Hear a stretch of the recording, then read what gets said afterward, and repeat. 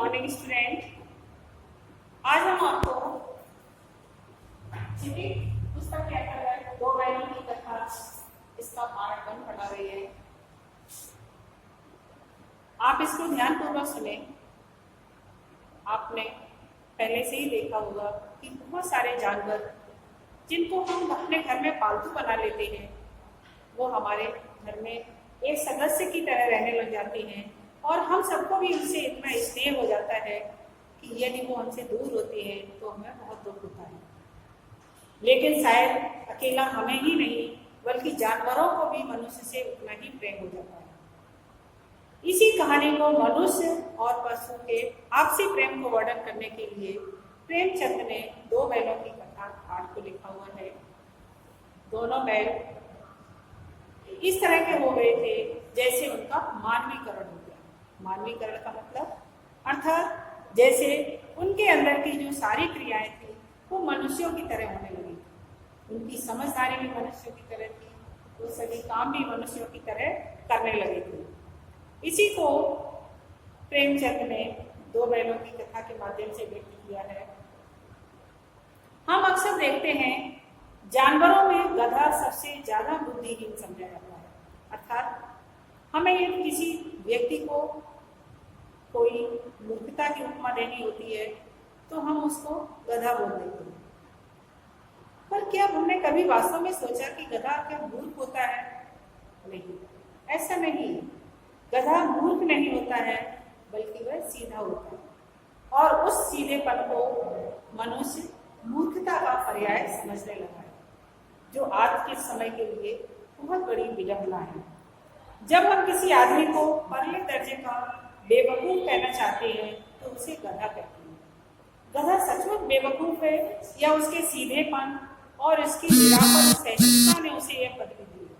अर्थात सब कुछ सहन करने, निरापद सहिष्णुता मतलब हर चीज को सहन करने की शक्ति। या उसके अंदर की जो हर चीज को सहन करने की शक्ति होती है, इसी के कारण उसे मूर्ख कहा जाना जाता है। इसका निश्चय नहीं किया जा सकता है। गाय सींग मारती है, ब्याही हुई गाय तो अनायासी सिंगनी का रूप धारण कर देती है। डियर स्टूडेंट, गाय भी तेज होती है। यदि हम उसको किसी भी तरह से परेशान करते हैं तो वो भी सींग मारने लग जाती है। और आपको ये पता होना चाहिए कि जब किसी भी गाय का बच्चा बहुत छोटा होता है और यदि हम उसके बछड़े को छूने का प्रयास करते हैं या उसको पकड़ करके इधर से उधर ले जाना चाहते हैं तो यदि गाय छूटी हुई होती है, बधी हुई नहीं होती है, तो वो हमारे ऊपर हमला कर देती है। अर्थात उसे अपने बच्चे से बहुत लगाव होता है, बहुत प्रेम होता है और उसे ऐसा लगता है कि ये व्यक्ति हमारे बच्चे को कहीं हमसे दूर ले जाना है, इसलिए वो आपके ऊपर हमला कर देती है।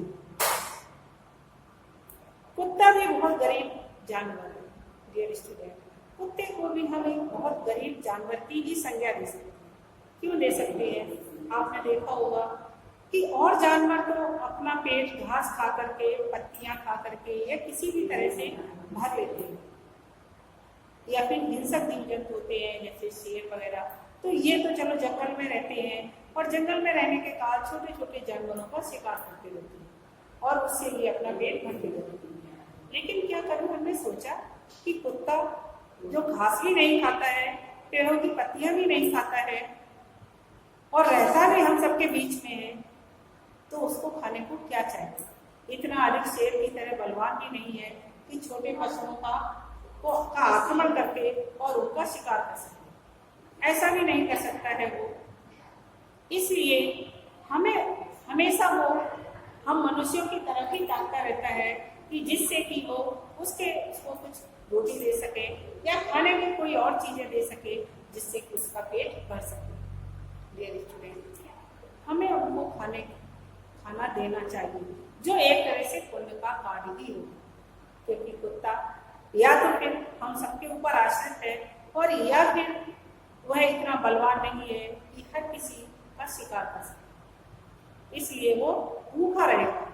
तो इसलिए कुत्ते को भी कहा जाता है कि कुत्ता भी बहुत गरीब जानवर है, लेकिन कभी कभी उसे भी क्रोध आ जाता है, कभी कभी वो हमारे ऊपर आक्रमण कर देता है। किंतु गधे को कभी क्रोध करते नहीं देखा, न सुना। जितना चाहे गरीब को मारो, चाहे जैसी खराब सड़ी हुई घास सामने डाल दो, उसके चेहरे पर कभी भी असंतोष की छाया नहीं दिखाई देती है। अर्थात वो एक जैसा ही दिखाई देता रहता है। बैसाख में एक आध बार कुलेल कर लेता है, पर हमने तो उसे कभी खुश होते हुए नहीं देखा। लेखक प्रेमचंद ने गधे के बारे में लिखा है कि उसके चेहरे पर हमेशा असंतोष की छाया रहती है। बैसाख में एक आध बार कुलेल कर लेता होगा, और हमने उसे कभी खुश होते हुए नहीं देखा। लेखक ने ऐसा क्यों लिखा है कि वह बैसाख में एक आध बार कुलेल कर लेता होगा? ऐसा क्या होता है डियर स्टूडेंट? कहा जाता है कि बैसाख महीना गर्मी का महीना होता है, और उस समय हरियाली नहीं होती है, घास के तिनके कहीं कहीं उसको मिलते हैं। जब उसको घास चरने के लिए छोड़ा जाता है तो वो घास जब वो चरता है तो उसको घास कहीं दूर दूर मिलती है जाकर के। और कहा जाता है कि आपने अक्सर गर्मियों में ही है गधों की आवाज सुनी होगी, इसलिए वो घास चरते चरते बहुत दूर चला जाता है। ऐसा भी माना जाता है कि जब वो पीछे मुड़ के देखता है कि अरे आज तो मैंने बहुत सारी घास चर ली है, पर उसको ये पता नहीं होता है कि उसे एक एक करके एक ही तिनका मिला, इसलिए वो इतनी दूर आ गया। तो वो कहते हैं कि वो जमीन में लौट जाता है और लौट करके अपनी खुशी व्यक्त करता है और चिल्लाता है।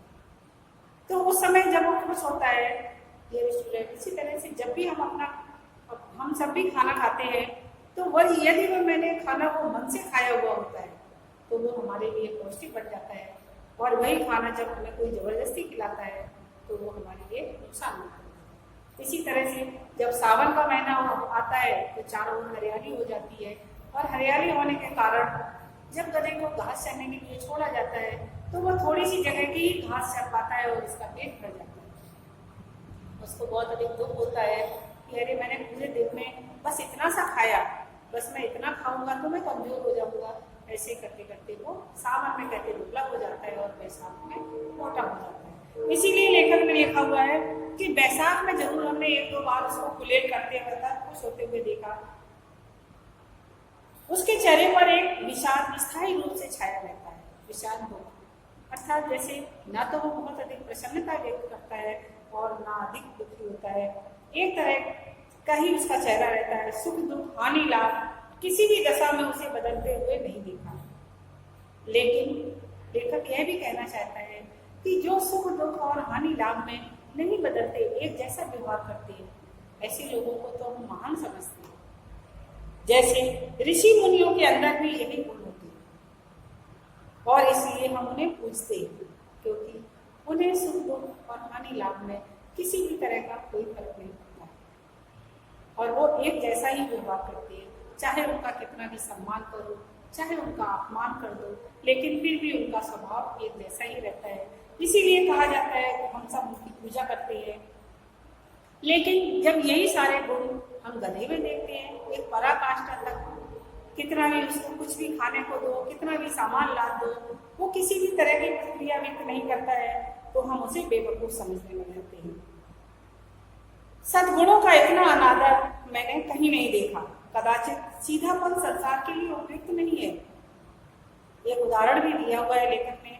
भारतवासियों की अफ्रीका में क्या दुर्दशा हो रही है, क्यों अमेरिका में उन्हें घुसने नहीं दिया जाता है? क्यों नहीं घुसने दिया?